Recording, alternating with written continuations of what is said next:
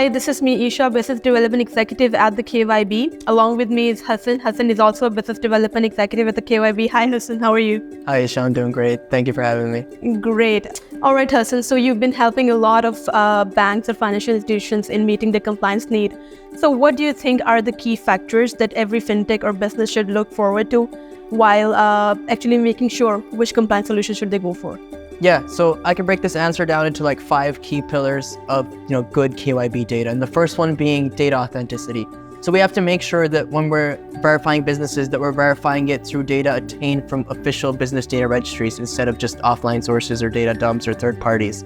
And this brings me to the second pillar, which would be how recent is the data. So it's important for us to make sure that we're trying to get all of our data in real time, just because with any second, business details could change and it could vastly affect the risk or the health of that business, and then consequently what your partnership would look like. The richness of data is also a very important thing, and that's the third pillar that I would say. Making sure that we're accessing databases that have information all the way up to UBOs and shareholders and things like that. And this can be quite a challenge just because in certain jurisdictions, as we know it, data is standardized. Like for example, out of UK or Estonia or Bahrain, it's very easy to get UBO data. But if we go into other jurisdictions like Africa, it can become quite difficult.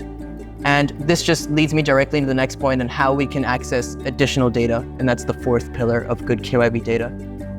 To access more data, there are a couple of ways to be able to do it, and thankfully the KYB has built a really good one as well through our document retrieval process. So this allows us to directly attain primary source data from the official business data register. So we're getting documentation with, extensive data that may not be publicly listed or we wouldn't be able to easily find. And I believe the last and one of the most important pillars for a fintech or a bank being that having a global coverage across the world. So if you're dealing with entities, suppliers, and businesses across the world, you should then consequently be able to verify them with a global coverage.